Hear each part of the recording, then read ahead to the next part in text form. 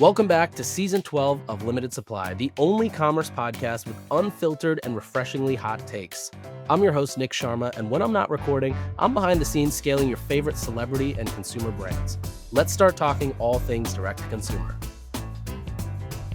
All right, so last week we talked about the different styles of pages and, essentially the fundamentals of why you need a page. And again, this was building off of an episode that came out a couple seasons ago that a lot of people found value in, and I got a ton of emails saying you want another one. So we're diving right back in and just going to add some more context. So for today, we're going to dive into what the ingredients and sections are of a really good landing page. We're also going to then dive into the different questions that you want to make sure you're constantly answering on a landing page. Then we're going to dive into a bunch of tips and tricks. So just things that I've taken note of that you want to have ready when building a landing page. And then lastly is my own process of how I personally like to build landing pages. And the reason is that I think that there's a lot of people who build landing pages that, they're like overcomplicated, overcomplex. They're just not done in a way that's easy to understand or done in a way that's super efficient. And so what I want to do with this, my hope is that by the end of it, you'll be able to take my format of exactly how I build landing pages and just start building pages in 2 hours or less. Obviously, once you start building it, you're going to get faster and faster. The other beautiful thing about landing pages, especially if you develop it in Shopify, is you'll be able to take modules and use those modules across different pages on your site, or just take modules and mix and match and build landing pages really quickly. So in theory, you could take a module from what we're about to talk about, which is the different sections, and just compile different landing page sections together and make a whole new landing page. So that said, let's get started.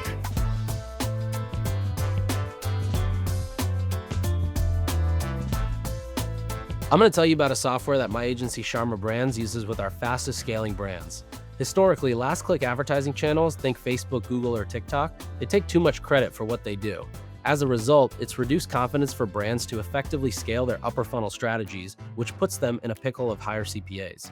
A few years ago, without Prescient, I would have said there's no real way to track what channels like YouTube, TV, or even newcomers like AppLovin are doing. But with Prescient, you can now look at daily, multi-channel forecasting and optimize your paid media without any bias. Prescient allows you to see the halo effect that is usually unrecognized with top-of-funnel channels and allows you to measure those down to the campaign level. See the impact your upper-funnel media really has on e-commerce, Amazon, and even retail stores. Plus, once you go live, since it's not a pixel-based platform, you'll have data and results populating within a week. Try it out and go to prescientai.com/limited to learn more. So the first thing that I think you need to put at the top of the page, and I actually like to do this before I build any page. I like to write, what is the problem I'm trying to solve? Who is the customer that's going to see this page? And what's the angle? So the reason is, one, you want to figure out what is the problem. And that's kind of a combination of understanding who you're going after, why are you going after them, and like, how are you going to then appeal your product to them? Now, if you've got, let's take Rare Beauty, for example, right? If you're selling the Rare Beauty Comfort Club products to somebody who may have challenges opening things with their hand, you can speak to them with the angle of, finally, skincare products that are easy to open, or products that make it easy for you to use as, somebody who can't open normal products.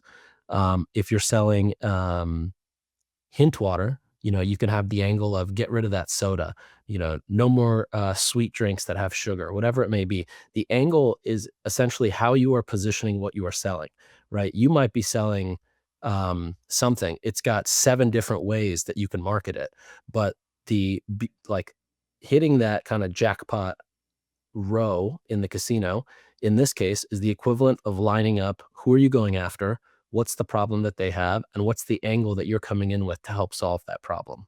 So the angle, in my opinion, is the most important thing. You can test, before you decide what angle goes on the landing page, you can test this with your Facebook ads. You can test different headlines. You can test different copy in your statics and see which one gets the best click-through rate. You can test different hooks on a video. Those are essentially the same thing as angles. And this just allows you to make sure that when you go out with a landing page, you're putting something at the top of the page that is actually speaking to the consumer in a way that sort of hooks them in versus just saying something generic, right? If you say something generic, so can everybody else. And saying something generic is not great for getting somebody to be truly like hooked in and captured in that sense. So I highly, highly recommend you find a good angle. You can test a bunch of different angles, right? And you can see which ones work well or which ones work better. But if you don't have a good angle, that then the rest of the page, all the sections on that page, then kind of come back to and help tie that bow, then you're sort of just speaking kind of aimlessly. And this is essentially the problem with most homepages is you're sort of just talking about your product in a way that's very generic and not speaking to a specific problem. The whole point with landing pages is you are finding specific problems to attack and to get people's attention through. So the angle for the landing page is what I'd put on the top of your page, and everything needs to go right back to that. The second thing that goes perfectly with that is copywriting. Anytime you do a rebrand, there's three things that I think make up a really good rebrand, even after you take into account all the beautiful design and whatever that comes with it when you work with an agency for a rebrand. But there's three things. One is the copywriting, one is the positioning, and one is the content. How beautiful is that photography or cinematography or whatever it is that's showing the products. Copywriting is the one that I want to highlight here because the copywriting, good copy makes a difference between a page that converts at 9%, and that's realistic, a landing page converting at 9% versus a page that's going to convert at 2%. And you always have to think about copy going through this conveyor belt, which is that, you've got whatever the product does, it's got to go through this machine where it then changes the words into benefits. And then it comes out on the other side, again, speaking to the angle or that consumer problem that we listed at the top of the page. So, for example, the ads when I joined Hint used to say 0 sugar, 0 calories, flavored water, buy it, get 20% off. And I used to wonder why, as a consumer and somebody who loved the product, how come people aren't clicking this more? How come they don't see 0 sugar, 0 calories and want to buy it? Well, it's because there's no angle there. There's nothing that sort of hooks you in or captures your attention. It's just as monotonous as every other billboard ad on the Instagram or the Facebook feed. Also, LOL, I said the Instagram. But anyways, here's a better angle. The dessert that mom never gets mad about, or a mom approved snack, a mom approved drink, for sports practice, right? Those are angles that now get you one or two layers in. One layer is the mom, the second layer is dessert. So you can immediately in your head, you can make the assumption that it must be healthy and safe for kids, and it must taste really good if it's being compared to dessert. The sports drink one, it must be healthy and safe for my kids, and it probably competes with the taste of a Gatorade or Powerade, right? Because you're giving those two layers of context in the headline. So you always have to go through that conveyor belt of like, how do I spin this to be beneficial to whoever's reading it on the other side? And if you don't have that, then you end up just spewing out features or value props, the same things that are probably listed on your product page, which those should also be rewritten to be benefits first, right? Another example with Cadence, an easy way to keep your hair and skin fresh with your own products. Peace of mind that your products won't leak in your suitcase, right? That's better than just saying leak-proof packaging or, travel with your own products, right? So anyways, stellar copywriting is an ultimate need, and you just can't get past bad copywriting. You can, but like it's very hard to do. It costs a lot of money. You end up paying that difference in ad costs. I would also recommend, if you think you have really good copy, just get a copywriter to run it through or run it by, because I bet you the copywriter is going to find better ways to say things. Plus, that's what they're good at. So why not use them for that? Okay, next thing is social proof. So, in my opinion, there's three types of social proof that you can implement on your landing page. The first is customer reviews, right? These are like your classic Okendo reviews from your site that you then pull out and put on the landing pages. You're ideally selecting ones that are talking about the benefits that are, again, written at the top of your page from your angle. So, for example, if your hint water page is all about a 0 calorie or a sugar-free treat that moms can get behind, the customer review should also speak back to that. And ideally, you're even highlighting a couple of phrases or a couple of words in the review so that if somebody were to skim it, they still see the pieces that are most necessary out of that review. The second type of social proof you can get is established sources. Now, this depends on who your audience is. So, for example, and this is again why it's important to write out the audience at the top of the page when you start, right? If you're talking to somebody who is 65 years old or 55 years old, you may want to you're going to focus on different established sources than if you're talking to a 25-year-old or a 35-year-old, right? They view established sources as different things.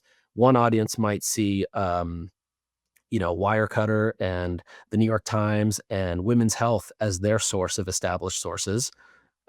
Whereas a younger demo might want to see a Huberman's podcast quote or a Lauren Everett's podcast quote or something of that nature, where they see that as the established source. So the whole concept here is, and don't get focused on who I'm saying is established or not, but you have to figure out who is the quote unquote established source for the customer you're going after, and who do they see as influential. The third one is user generated content. And I don't mean, you pay somebody to make you a UGC video. I mean legit UGC content.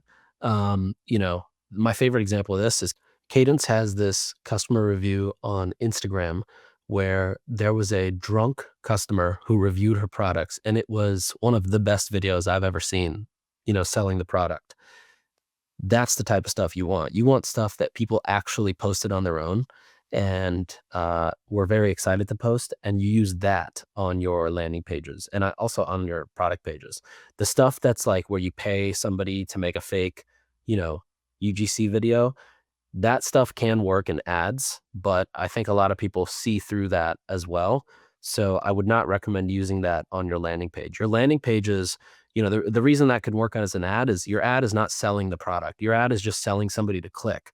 Once somebody gets to the landing page, you want to have the best possible stuff on this page. And again, like I said earlier, you really want to have stuff that's calling out the benefits back at the top, right? So if you had, here's a bad example. Excellent solution to an overflowing cosmetic case. Bad thing to feature, right? You don't necessarily want that. A better one would be, I'm in love with my Cadence capsules. They hold more than you can think and make my packing so much easier. I already brought more for my essential oils. Something like that is like, you can highlight, there's 3 or 4 things you can just infer from that, right? You can infer that they hold a bunch, the packing gets easier, they don't leak, and it's totally worth the money. So this is why I like to just try to pull as many things out. And honestly, the best stuff comes through in reviews and UGC. You'll also notice that there's just a pattern of things that people probably highlight. One thing that I mentioned on last week's episode was, if you take all your reviews, organize them by most talked about benefits to least, take the top 5 and turn that into a listicle. That can even be a module on this page directly. You can literally have a reviews module. You can even have a listicle module. And if you want to see how to incorporate a listicle into a really nice product page or landing page, if you go to Flaus, Flaus, their website, I think it's goflaus.com, and go to their product page, you'll see, I think it's within the first 2 to 4 sections, that we built a 7 reasons why listicle that you can side scroll. So it's a great example of a listicle. It doesn't take up too much real estate, and it still gets that point across. Now, the next thing that I like to do is what I call the 5 questions that every landing page needs to answer. You've definitely heard me talk about landing pages as red carpets. And the reason is because I think that if you're a celebrity walking a red carpet, I always think of Kim Kardashian, and there's Kim's assistant right there. Kim's assistant, AKA you as the merchant, need to make sure that this person walking the carpet has everything they could possibly need right there, right then, right? They shouldn't have to leave. If they have to leave, one, somebody's leaving the site. 2, the second they search for your brand, all your competitors are going to start showing up. 3, they're going to see that on Meta and Instagram. It's not like they're just going to only see your brand now that they're interested in it. They're going to see all of your competitors. The entire idea is not necessarily that you answer these questions verbatim, but every module throughout your page. So all the sections throughout this page should be going through these 5 questions. Either one module might answer 1 or 2 or 3 questions. It might answer just 1, but whatever it is, the idea is that with a landing page, as you're scrolling, you're constantly going through these 5 questions and getting answers over and over and over again. If at any point somebody feels like they've got enough, they can click a CTA and bounce, right? They can go to the next page, or maybe they get enough information, they decide this just isn't the product I'm looking for today. They might exit. But if they're not convinced, then they should be able to keep scrolling and keep learning from these 5 questions over and over again. So let me just go over those 5 real quick. First one's, what is the product? Very clearly explain it. Like, I'm not saying that make anything too complex, but also don't make anything too simple. Have kind of this perfect balance. Explain the product very simply. We sell travel capsules. They allow you to put, your shampoo, your soap, your cleansers inside without it leaking. You carry your routine wherever you go. It's like you never leave home with our products, right? Very quickly explains the product. Second one is, why does it exist? This question you can answer a multitude of different ways. You can go with the founder story. You can go with a customer story. You can show UGC. Third one is, how does it benefit my life? Fourth one is, why is it the best option for this product? Meaning, there may be competitors to what I'm selling or to what I'm looking at buying. Why is this the best option? Why is this the best mattress? Why is this the best cookware set compared to everything else I can get? And then the last one is, how soon can I get it if I order it right now? And usually that just means, you have some sort of messaging around, your order ships within 24 hours, or your order ships within 12 hours, or order today, your order ships within 2 hours, whatever it may be. But you just want to make sure that these 5 questions are constantly being answered over and over and over again. And the entire idea, or the way that I like to do it, is I like to balance these sections out with what I call push and pull sections. Push sections are giving information. So it's explaining, what is the product? It's explaining, how does this benefit your life? It's explaining, why is this the best option? Maybe a comparison chart or a versus or whatever. Then you have pull sections, which are the opposite. Those are saying, hey, this is your opportunity to come and click through, or this is your opportunity to buy the product. I like to have somewhat of an either alternating or more push than pull. You never want to have more pull than push. That's what most product pages, most home pages, and most sites do. And it's usually because they're building off of templates that they, some sort of a Shopify template, or they're just not very good at speaking to a specific consumer. So they kind of end up being very generic and a little bit more on the pull side than the push. But that is usually how I go about it. Okay. The next section is the shop section. Now, the shop section, this should be the most information dense, but also beautifully organized sections of the page. You want to have a lot of information, right? You want to know, what am I buying? What all comes in the box? How long is it going to last me? What's the price? What's the price per serving or per day or per consumption? Is there any deal I get? Do I get anything else for free? Are there any awards that I should remember that this product won? Is there any sort of shipping, return, refund guarantee? Again, if I order it now, when does it get shipped? When does it arrive? What were the benefits again that people said they really loved after they tried this product? Because I need to be reconvinced before I hit the add to cart button. All these things should be in the shop section, right? Every additional option you give, every additional piece of information you give only helps get them to that end goal of hopefully adding the product to cart. The thing is, though, you can't overwhelm with information. So you have to pick and choose what data or what information you're putting in there. And the whole point here is, you've done the hard work of getting them to the shop section. So now reframe or reiterate why they're there, right? So that's kind of how I think of the shop section. Some of the tips that I would recommend: one, make the discount super obvious. So whether it's 10% off, whether it's free shipping, whether it's a gift with purchase, include the call out. So put that big sticker call out over the image. Use strike through pricing. Change the CTA to say something like save 20% and add to cart. That's what I love to do versus just, a price cross out.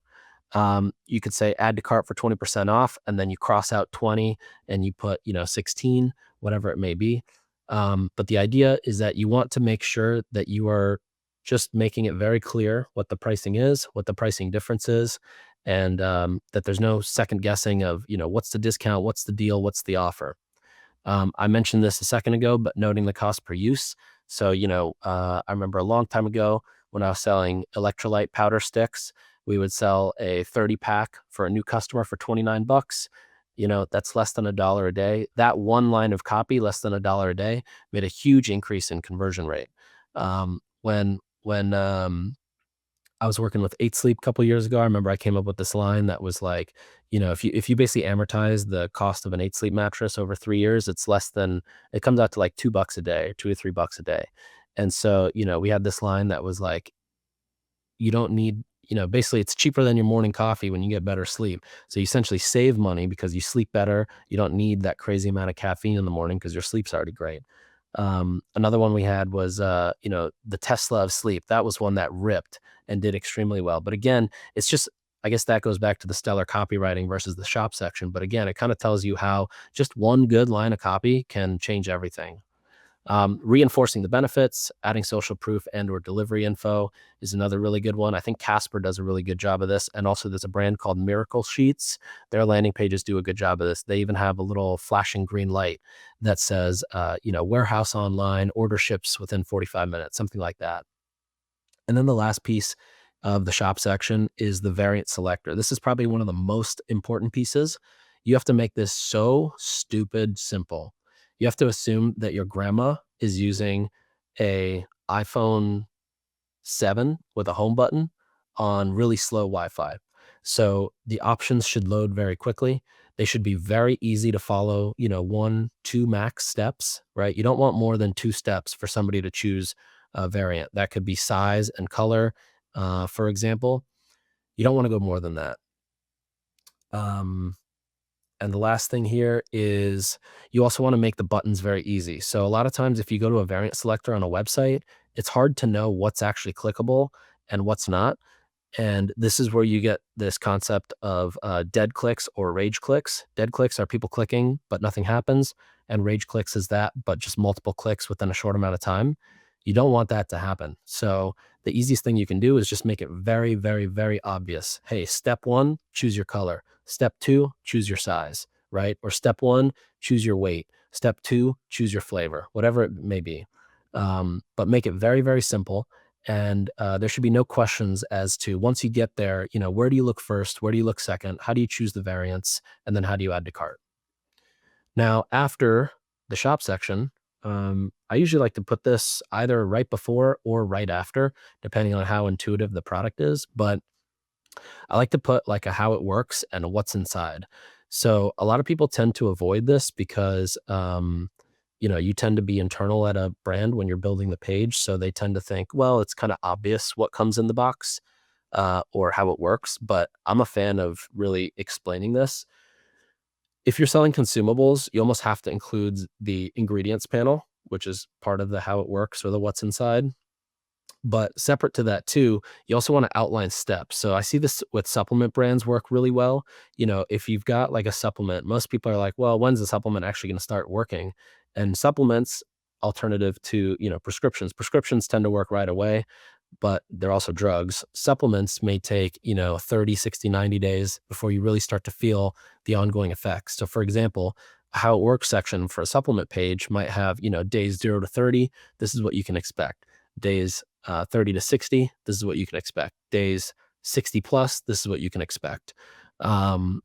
For unboxing a cookware set, it might be like, how it works. Well, the products arrive. This is how you clean or season your pans. And then this is how you continue to wash after each use. So just making it very simple and sort of like bringing you into that, inner experience of as if you have the product. So people can kind of personify what that feels like or how that would basically how it would go down.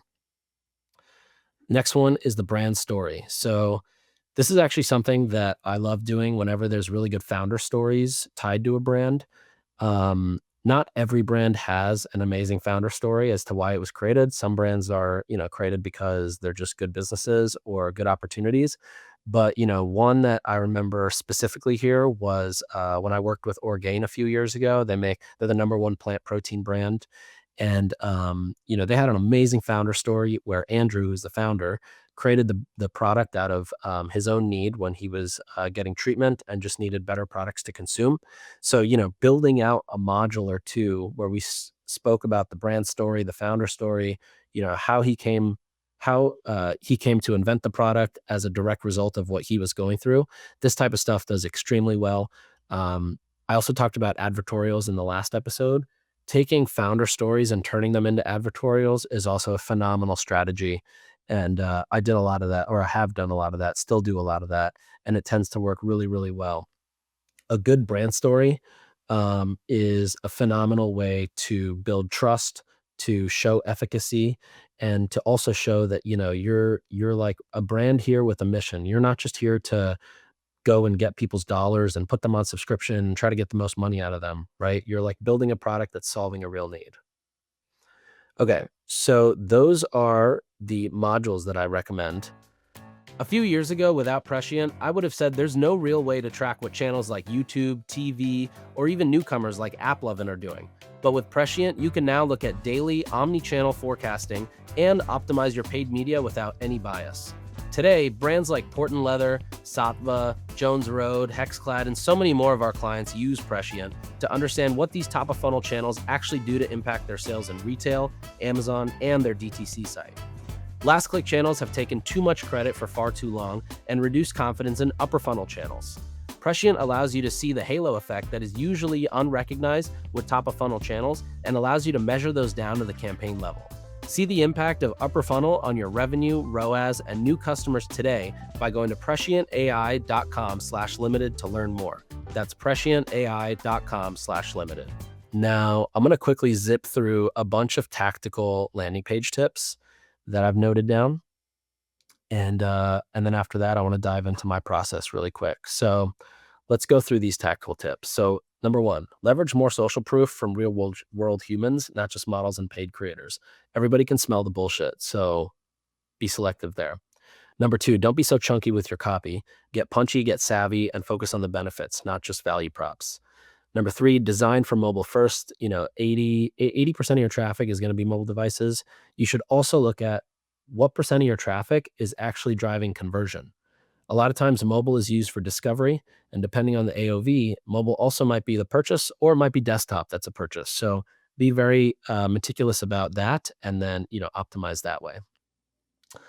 Also, if you know that mobile is where people discover and desktop is purchase, make it easy for people who discover your landing page on mobile to find that again on desktop. Number four, make your pricing, discounts, and offers super noticeable. Do anything you can to make the pricing and discounts pop. Use different colors, different fonts, different weighting, use highlights, use stickers. You can also use colored CTAs because, they stand out more. Number five, if you sell a consumable, include your price per use, which we talked about. Number six, a picture is worth 1,000 words, so use a lot more of them. I would also recommend you use illustrations, icons, graphs, charts, any sort of motion-based graphs or motion-based or animation-based things that can, for example, show like how does the science of this supplement work. I would definitely do that. I think that they get a lot more engagement, and it's a lot easier to show people things visually than it is to go ahead and just write it out and let them kind of figure out how that makes sense. Next one, make your pop-up form a value-added experience. So for example, don't just say enter your email and get a discount. Maybe it's enter your email and get X. Enter your email, be entered to Y. Enter your email and you'll get a free X, right? So something that's there. Next one, make sure everything on your landing page is ADA compliant. Just because it's not on your main site does not mean you can skip the whole ADA compliance piece. Make sure your fonts are the appropriate size. You don't have white font on a colored background, etc. I've also sent a past newsletter on ADA compliance that I did with Nick Puggi, who's the lawyer that handles the most ADA cases in the country. If you didn't get that, or if you want a copy of that, just shoot me a DM on Twitter. I'll send it to you. Next one, simplify your checkout experience. A customer should never have to click more than twice in order to check out. You're likely, if you have more than that, you may have an entire domain.com/cart, an entire cart page dedicated or in the middle of your process. Get rid of that. No one likes those separate cart pages. They don't do well for conversion. And everything you do there, you can do in a slide out cart. And it's also just easier, faster. And, again, thinking back to the grandmas with a small iPhone and slow internet, that just adds a huge opportunity for somebody to leave. Next one, put your very best offer at the top of the page. This could be a banner bar, it could be the first bundle that you're showing, could be a pop up also. So, a lot of times, too, if you have a really good offer, make sure your pop up again screams that offer. You can enter the email to get the discount. Regardless of if they do or not, they can still obviously get the discount. Next one is always have a comparison chart. I've never seen a comparison chart that never makes me feel more educated without the purchase, or sorry, about the purchase. They're always such an easy way to understand how does this product differ from competitors, or why should I buy this version of the product versus buying somebody else's. And a lot of times too, comparison charts, you can sort of orient them around what makes your product stand out amongst its competitors. So I would do that. Obviously, you want to make it reasonable. You don't want to have just checks on yours and X's on everything else for everybody else. You want to make it believable and realistic. So don't obviously trick people, but at the same time, make sure you speak a little bit more to what makes you guys set yourself apart.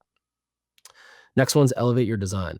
If if it's 2025 and you're not designing properly, you're just designing you're designing for no reason, because if people see something that's poorly designed, they have the trust is just not there. Good design equals trust immediately. It's like it's like somebody speaking in a British accent. You don't know why, you trust it more. Good design is like that. As soon as people see good design, it's a lot more trustworthy than something that looks like it was pieced together with different font sizes and no real hierarchy and no attention to detail, things like that. Next one is always add the shipping information. Make it very clear. If the product gets ordered today, does it ship today? If it gets ordered today, does it arrive within 2 days, 3 days, 5 days? Is there a delay, et cetera, et cetera? If I'm not happy with the product, can I email somebody and immediately send it back? Do I get a refund? Like, what happens if I am not really vibing with the product? Um, Next one is have a hierarchy in your text size, which I just talked about. So there's a reason why H1, H2, and H3 text exist. One, it's great for SEO. Two, you want to have those variations in your landing pages or even across your site, because you want to make it easy for somebody's eyes to follow exactly where to look and in which order you want them to look. So that hierarchy is really important. You can't have everything be the same size. You can't have everything be huge, or everything be small. You've got to have a really good balance of what size, what element on the page is which size.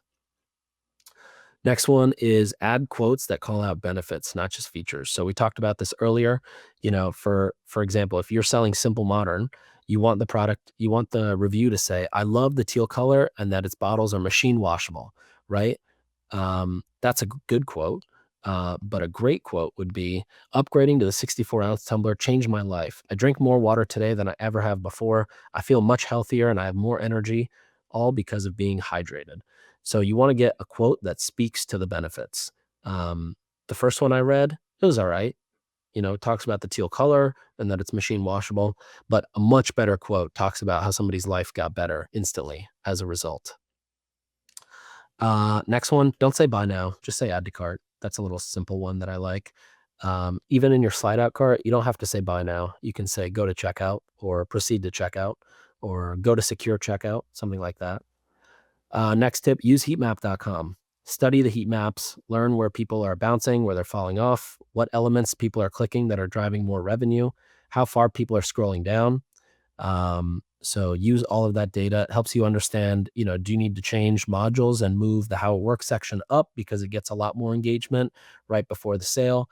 Do you need to take the comparison chart and move that up? Maybe the why brand question mark section of the page doesn't really matter as much, or it's not getting a bunch of engagements. So maybe move that down on the page, but you can use Heatmap to actually see user sessions and then decide based on patterns that you see from there exactly how you want to move things around.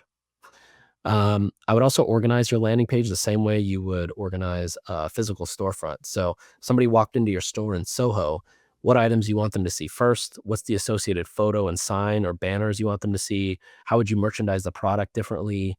I always like to think of your e-commerce store as just your 10x retail spot, because Everybody loves to invest a bunch of money into retail stores. They don't like to invest a bunch into their website for some reason, even though the website's going to do 10 times more sales or more than what your retail store is going to do. Next one is, whenever possible, reduce the amount of text you can put on the page. So, how can you say the same thing with fewer words? Or how can you use icons or illustrations versus just using chunks of text? If you have chunks of text and you can't use icons, use bullet points. You want to have things that are easy to scan. Think about the last time you went to a landing page or a website or a product page and you just read paragraphs on paragraphs. It's one, it's annoying. Two, people don't have the time for that. They see a paragraph. It's the same reason when you send a cold email, you got to send something brief and quick, easy to read. No one looks at a chunk of text and thinks, I want to read that. When a customer leaves a review or you highlight a review on the landing page, you should highlight what product they bought, add verified purchaser, add their name, maybe add their photo, and definitely add how many stars they gave. So, for example, that review I read earlier about Simple Modern, which I made up, next to it, I would write, review by, Jeff Lowenstein. He bought three, Jeff bought three teal tumblers from Simple Modern. And it's just one thing that you can add that just gets it just feels a lot more real than just, a quote by Jeff, right?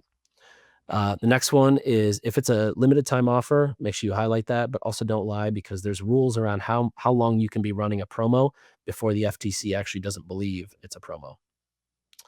Videos. UGC videos convert really well.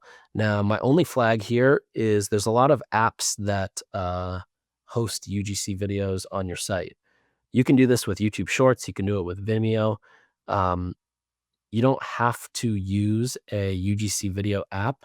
The other thing too is, in browsers for like Instagram browser, in the Facebook browser, and the Twitter browser, and the TikTok browser, sometimes these UGC video apps, if you load a product page or a site that has these videos hosted by a third-party app versus like a YouTube Shorts or something, you get to the page on mobile and it just starts playing the video in full screen. So you can't even swipe out of it in order to see the page. It just kind of ruins that experience. So if you have that, make sure you double, triple, quadruple check that.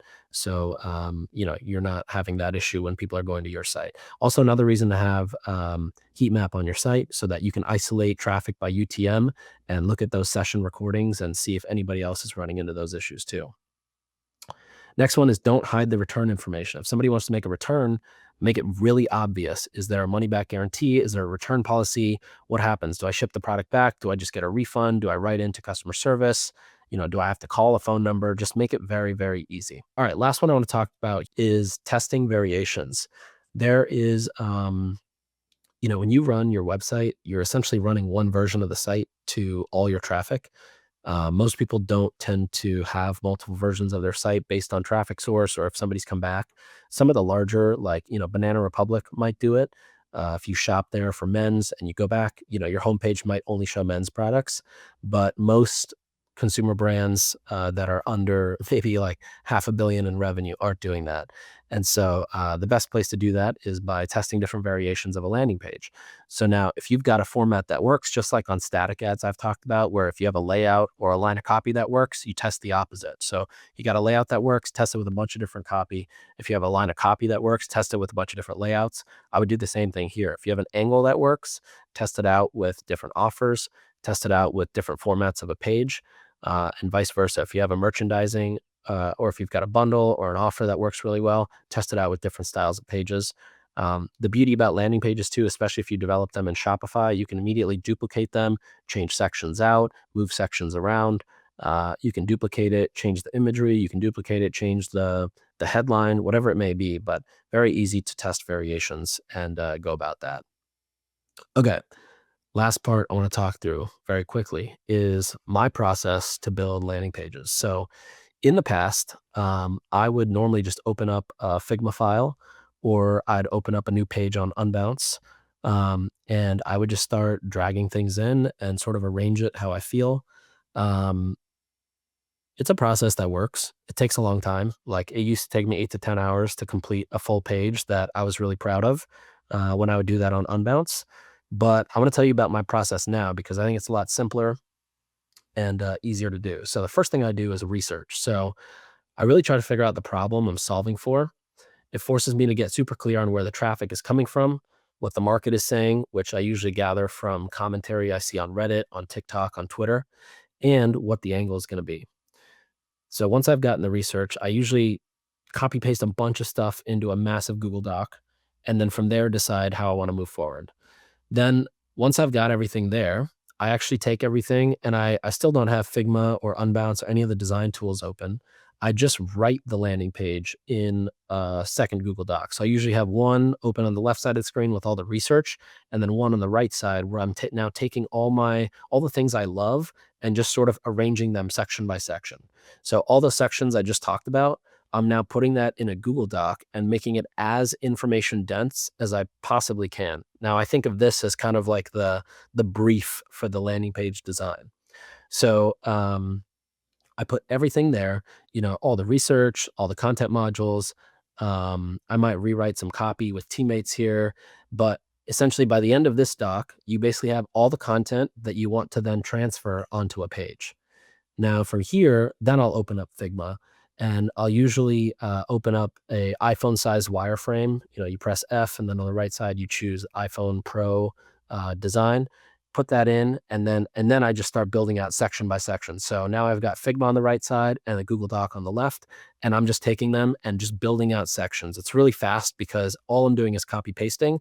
I'm not thinking about what is the content I want.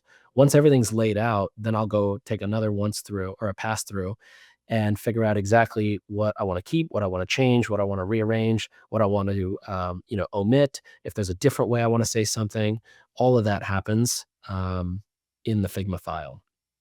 From there, I then pass it over to my team at Charmer Brands where they do all the UI design and then they develop it. And the main thing is just that when we develop it, we put it into a battle-tested CMS. So for example, would I use a brand new page builder from working with a brand that's used to doing 50, 100, 200 million on their site? Probably not, because I don't believe that's battle tested. I like to personally use CMSs that I feel are really, really stable, have zero shot of breaking, and I can feel confident in when I either am doing it myself or doing it with a client. That's my process. The way that I just outlined that process of research, then copy, then wireframe, then UI, then dev. From the process of research to the end of the wireframe, you can get that done in 2 hours or less. And then the UI design, you give your brand book to a designer, and they go about it. And the dev, those are probably, I don't know, a day's worth of work, maybe 2 days max if you do it well. But that's a process I recommend, and hopefully you can leverage it too. That is all I've got for today's episode. So that concludes the 2-part 13-page landing page breakdown. Again, if you want to see the full 13-page email / process of building landing pages, just go to nick.co/landing pages, and that full doc is available for you. I think you should be able to download it as well. And hopefully that was helpful. Next week, we've got a really exciting episode with another founder who scaled one of the fastest growing brands in this space. So I'm excited to share that. And if you've got any other landing page questions, or you're just unclear how to move forward about something related to landing pages or advertorials or what style to build or whatnot, shoot me a DM on Twitter. If you've got a page for me to review and go leave some comments or a quick Loom video, also send me that page on Twitter. Last week I mentioned that, and I said there was going to be 5 people who take me up on it. There was about 25, so that was great. So send those over, and we'll see you next week. Thanks for listening.